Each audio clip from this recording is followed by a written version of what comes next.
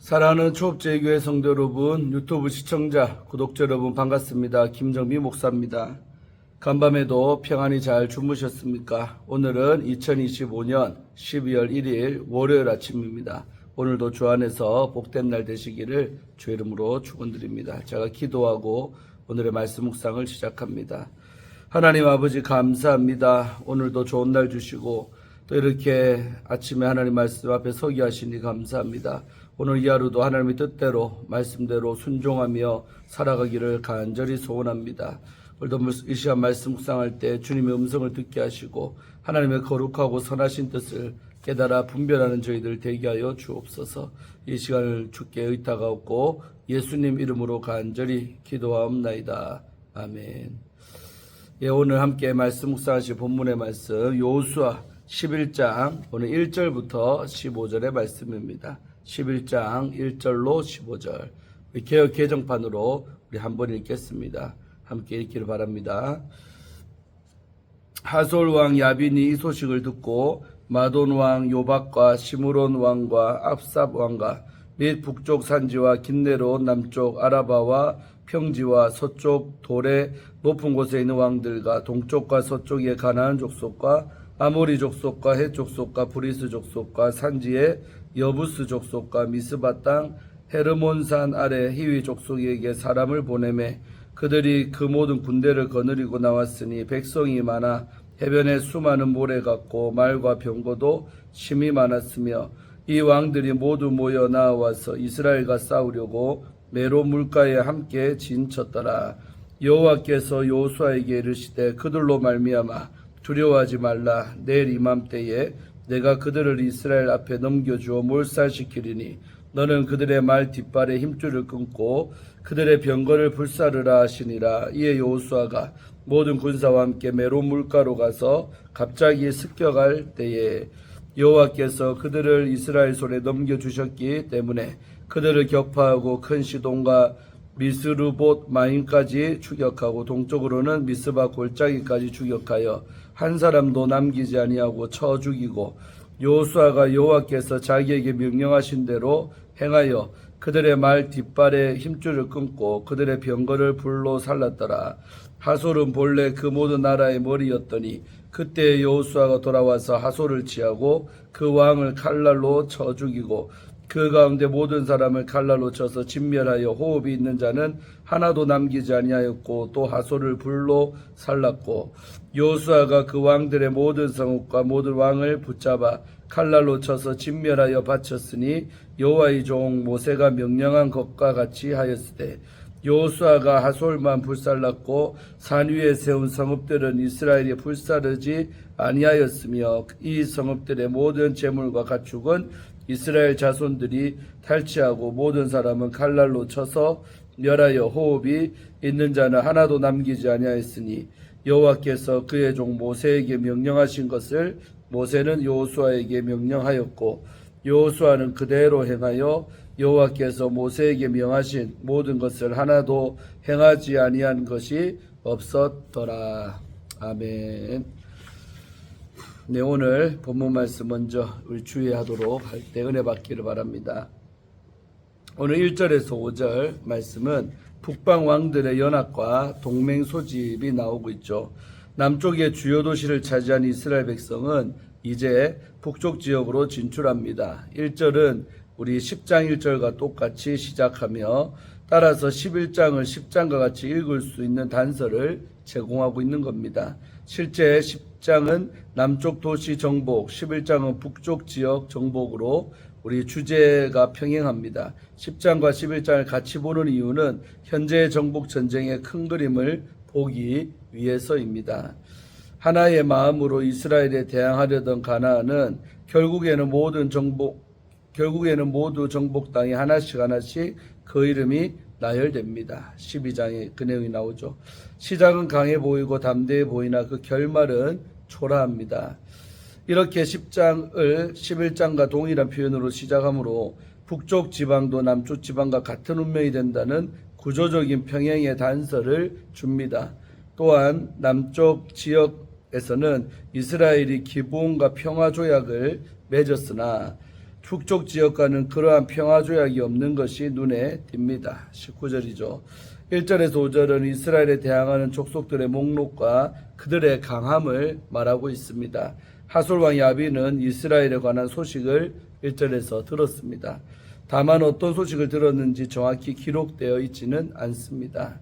문맥적으로는 이스라엘이 남쪽 지역의 주요 도시들을 차지한 것을 말합니다. 야빈은 자신과 함께 이스라엘에 대항할 족속들을 모읍니다. 이제 남쪽 족속들과 마찬가지로 이스라엘에 관한 소식을 들을 때 찾아오는 두려움은 전혀 없습니다.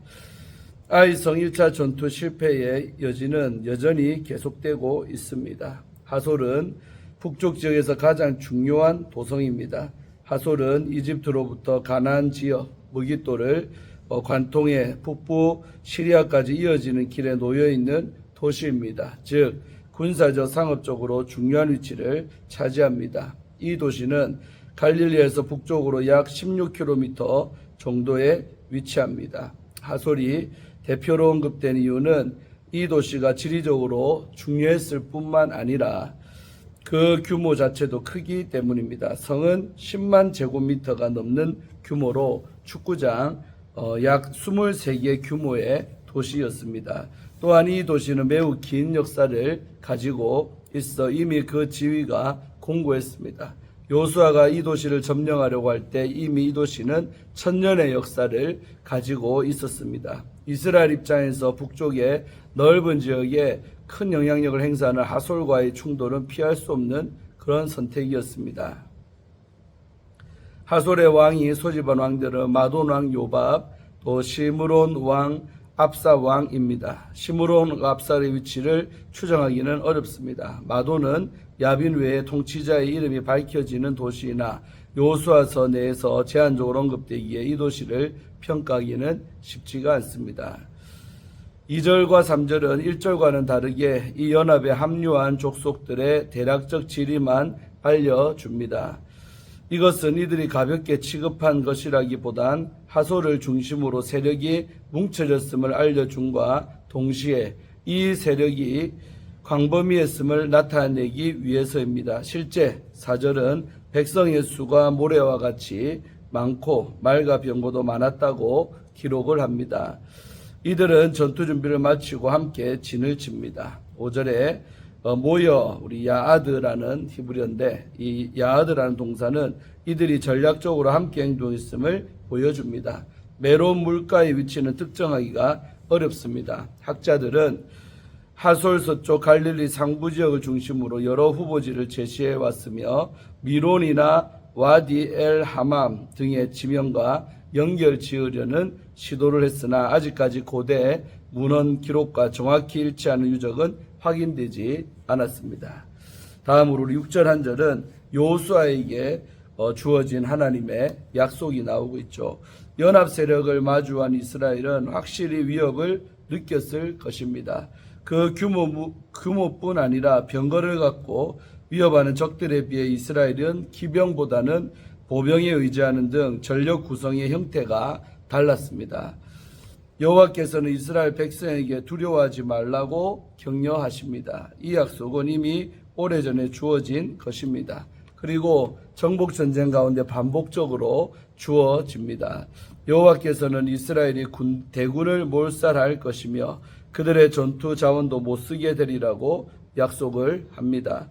말 뒷발에 힘줄을 끊으며 병거를 불사르는 행위는 인간이 행하는 방법이긴 합니다. 그러나 이 전쟁이 여호와의 전쟁임을 다시 한번 본문을 밝히고 있습니다. 여호와께서 이스라엘의 적들을 처단하십니다. 자, 우리 7절, 8절, 9절은 우리 여호수아의 전투와 승리가 나오고 있죠. 우리 신학자 다니엘 호크는 6절에서 9절을 교차 대꾸로 분석을 합니다. 6절, 우리 A 부분을 알 수 있는데 6절은 여호와의 약속과 함께 말 뒷발에 힘줄을 끊고 병거를 불태우라는 명령인데 우리 9절 A 다시 우리 9절 이를 그대로 실행하는 이스라엘의 모습이 나옵니다. 7절 우리 B라고 할 수 있죠. 7절은 메론물가라는 지리적 위치와 함께 이스라엘의 공격 행위를 그리고 또 8절 하반절 비다시는 역시 지리적 정보와 함께 공격 행위를 묘사합니다. 그리고 중심인 우리 8절 상반절 시라고 할 수 있는데 이 부분에서 여호와께서 적들을 이스라엘에게 넘겨주셨다는 핵심 메시지가 등장합니다.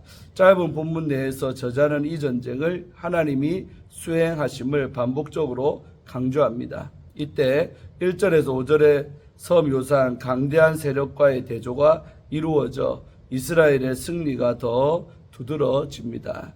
우리 10절부터 15절, 6절은 하솔 점령과 우리 북방 왕국 제압이 나오고 있죠. 저 북방 전쟁의 성격이 반복적으로 설명됩니다. 이 전쟁은 헤렘입니다. 진멸이죠. 여기서 두 가지가 눈에 띕니다. 첫째로 산 위에 세운 성읍은 불태우지 않았답니다. 13절이죠. 그리고 두 번째는 여호와의 종 모세가 명령한 대로 행했습니다. 12절, 15절.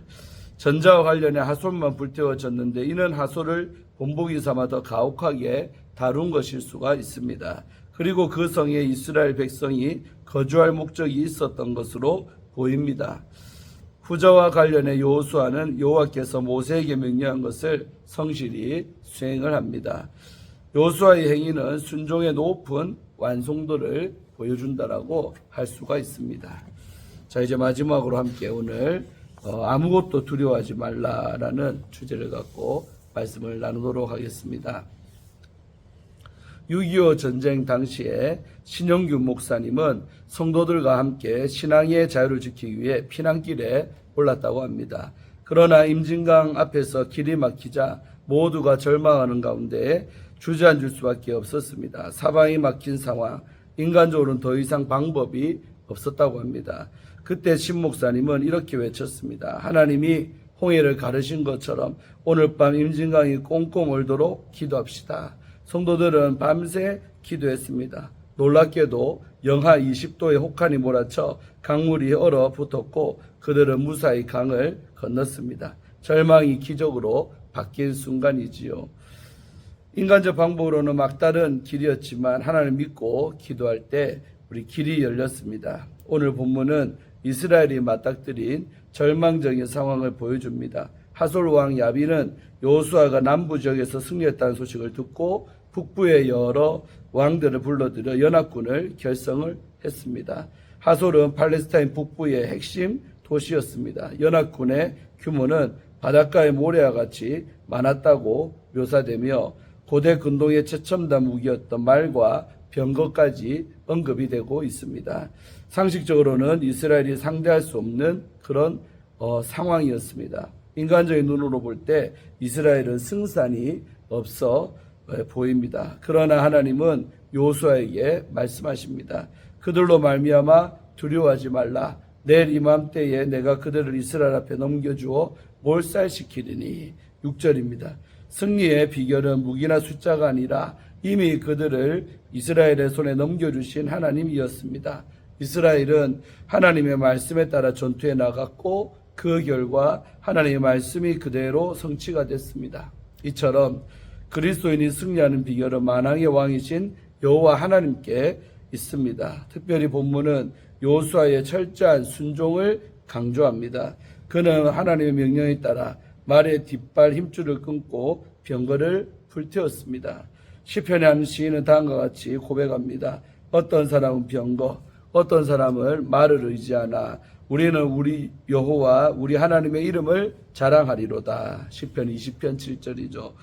또한 여호수아는 하솔을 비롯한 성읍들을 하나님의 뜻대로 헤렘, 진멸을 했습니다.